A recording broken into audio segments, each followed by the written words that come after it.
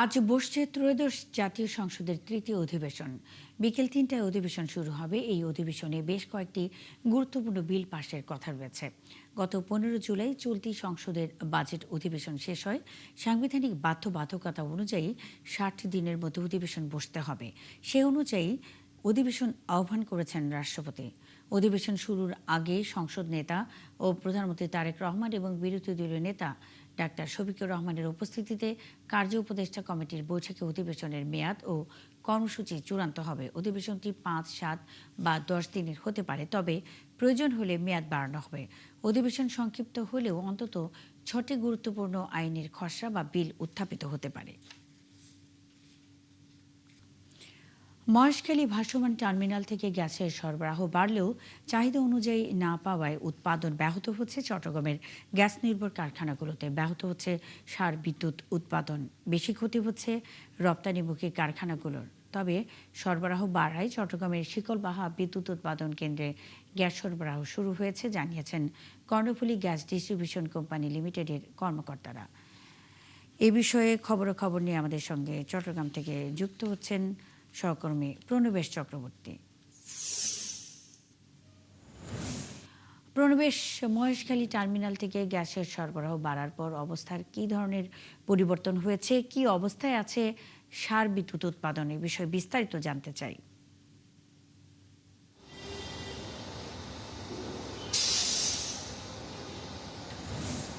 মুন্নি, চট্টগ্রামের গ্যাস সরবরাহ পরিস্থিতি অনেকটা উন্নতি হয়েছে, যেহেতু মহেশখালীর দুটি ভাসমান টার্মিনাল থেকে গ্যাস সরবরাহ হচ্ছে আগের চেয়ে বেশি পরিমাণে। আগে যেমন আমি এখন ফিলিং স্টেশনে আছি, আগে যে রূপটা আমরা দেখতাম, এখানে দীর্ঘ গাড়ির সারি, চালকরা রাত জেগে অপেক্ষা করতেন, কিন্তু এখন দেখা যাচ্ছে বেশি গাড়ি নেই, চালকদেরও সে অপেক্ষা নেই, লাইন অর্থাৎ যানবাহনের কোনো সারি দেখা যাচ্ছে না, সবাই দ্রুত সময়ের মধ্যেই গ্যাস নিয়ে তারা চলে যেতে পারছেন। তো এটা একটা পরিবর্তিত রূপ আমরা দেখতে পাচ্ছি ফিলিং স্টেশনগুলো। একইভাবে বাসাবাড়িতেও গ্যাসের চাপ বৃদ্ধি পাওয়ায় আগের মতো সকালবেলা থাকতো, দুপুরের পরে থাকতো না, টিম করে জ্বলতো, এই চিত্র পাল্টেছে নগর জুড়ে। তবে কারখানাগুলোতে এখনো পর্যন্ত চাহিদা অনুযায়ী গ্যাস পাওয়া যাচ্ছে না, কারণ কর্ণফুলী গ্যাস ডিস্ট্রিবিউশন কোম্পানি লিমিটেডের কর্মকর্তারা আমাদেরকে জানিয়েছেন এখন চট্টগ্রামে গ্যাস পাওয়া যাচ্ছে ২৪০ মিলিয়ন ঘনফুট, যেখানে দৈনিক চাহিদা হচ্ছে ৩০০ থেকে ৩৬০ মিলিয়ন ঘনফুট, অর্থাৎ এখনো পর্যন্ত প্রায় ১০০ থেকে তারও অধিক ১০০ মিলিয়ন ঘনফুটেরও অধিক চাহিদা রয়েছে, যেটি পাওয়া যাচ্ছে না। ফলে ওইটি না পাওয়া পর্যন্ত নিরবিচ্ছিন্নভাবে গ্যাস কারখানাগুলোতে পাওয়া অনিশ্চিতই হয়ে যাচ্ছে। তারপর আমরা যেটা শুনেছি যে এর মধ্যেই শিকলবাহা যে বিদ্যুৎ কেন্দ্র রয়েছে সেখানে গ্যাস সরবরাহ দেওয়া হচ্ছে, দৈনিক ৩৮ মিলিয়ন ঘনফুট গ্যাস সেখানে সরবরাহ করা হচ্ছে বলে আমরা জানতে পেরেছি। অন্যদিকে কাফকো সিইউএফএল যেখানে সার উৎপাদন হয় সেখানে দৈনিক ৪৫ থেকে ৫০ মিলিয়ন ঘনফুট গ্যাস দরকার, সেখানে মাত্র ৫ মিলিয়ন ঘনফুট গ্যাস সরবরাহ করা হচ্ছে, অর্থাৎ চাহিদার তুলনায় খুবই কম। ফলে সার উৎপাদনে এখন পর্যন্ত এই রাষ্ট্রায়ত্ত কারখানাটি যেতে পারছে না। তবে তাদের যে টেকনিক্যাল বিষয় আসলে দেখা, সেগুলো এই যে গ্যাস সরবরাহ করা হচ্ছে সেটি দিয়ে মেটানো হচ্ছে বলে তাদের কর্মকর্তারা আমাদেরকে নিশ্চিত করেছেন। অন্যদিকে রিরোলিং এবং গার্মেন্টস কারখানাগুলোর গ্যাস নির্ভর যেসব যন্ত্রপাতি চলে সেগুলোর কাজগুলো এখানে অনেক ক্ষতির সম্মুখীন হচ্ছে বলে আরএনজি সেক্টরের যারা ব্যবসায়ী রয়েছেন তারা আমাদেরকে জানিয়েছেন।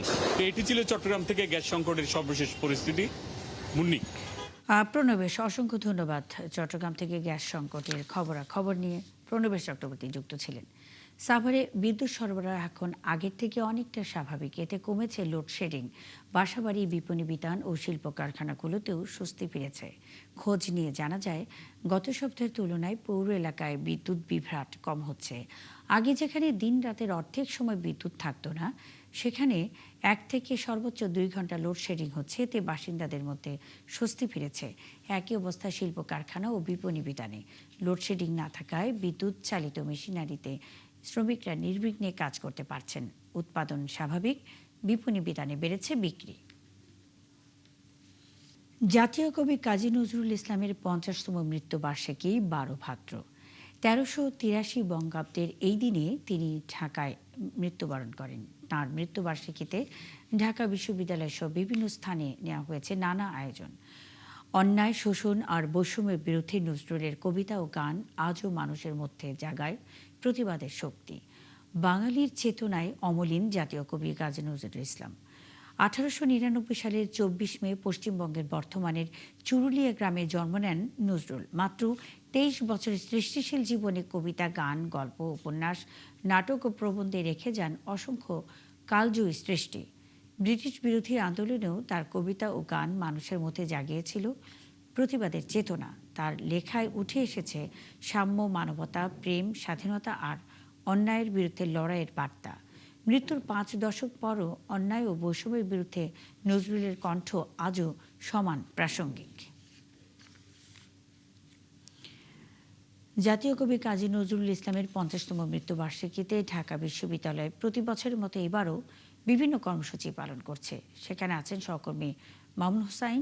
আমরা চলে যাচ্ছি তার কাছে।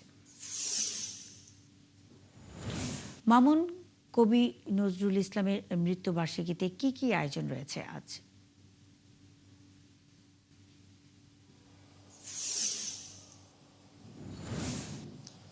সকাল থেকেই কিন্তু জাতীয় কবি কাজী নজরুল ইসলামের যে 50তম মৃত্যুবার্ষিকী, সেই উপলক্ষে কিন্তু ঢাকা বিশ্ববিদ্যালয়ের যে মসজিদ রয়েছে তার পাশে যে নজরুলের সমাধি রয়েছে, সেখানে কিন্তু সকাল থেকেই নানা আয়োজন আমরা দেখতে পেয়েছি। এখানে কিন্তু বিশ্ববিদ্যালয়ের পক্ষ থেকে জাতীয় কবি কাজী নজরুল ইসলামের সমাধিতে পুষ্পস্তবক অর্পণ করেছে। এছাড়া বিএনপির পক্ষ থেকে কিন্তু বিএনপির ভারপ্রাপ্ত মহাসচিব রুহুল কবির রিজভী তিনিও কিন্তু এখানে পুষ্পস্তবক অর্পণ করেছে। এছাড়া নজরুলের যারা ভক্ত রয়েছে, যারা নজরুল প্রেমী রয়েছে, তারা কিন্তু সকাল থেকে এখানে নজরুলের, জাতীয় কবি কাজী নজরুল ইসলামের সমাধিতে কিন্তু পুষ্পস্তবক অর্পণ করছেন। এছাড়া আমরা কিন্তু এই জাতীয় কবি কাজী নজরুল ইসলামের সমাধির পাশেই কিন্তু এখানে কিন্তু একটি আলোচনা সভার আয়োজন করেছে।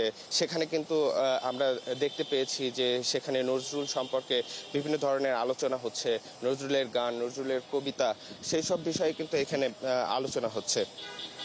আপনাকে আরেকটি বিষয় জানিয়ে রাখি যে নজরুল কিন্তু ছিলেন দ্রোহ, সাম্য, মানবতা আর অসাম্প্রদায়িক চেতনার কবি।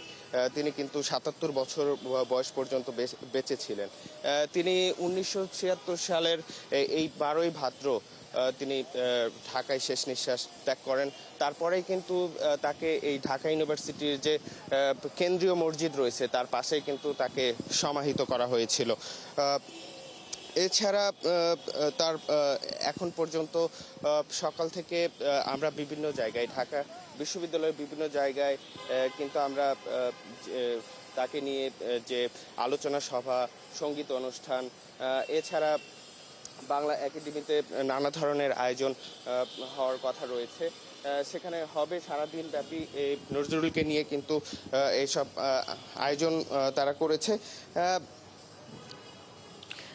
মামুন হুসাইন, সারাদিন ব্যাপী বিভিন্ন কর্মসূচি পালন করা হবে। আপনি আছেন, খবর রাখতে থাকুন, আমাদের সঙ্গেই থাকবেন। দর্শক, জাতীয় কবি কাজী নজরুল ইসলামের 50তম মৃত্যুবার্ষিকীতে ঢাকা বিশ্ববিদ্যালয় প্রতি বছরের মতো এই বিভিন্ন কর্মসূচি পালন করছে। এই বিষয়ে খবরাখবর নিয়ে মামুন হুসাইন যুক্ত ছিলেন। দর্শক, চলছে সংবাদ সংযোগ। সরাসরি সংবাদ অনুষ্ঠান দেখতে চোখ রাখুন একাত্তরের ফেসবুক পেজ এবং সাবস্ক্রাইব করুন একাত্তরের ইউটিউব চ্যানেল। থাকুন একাত্তরের সাথে।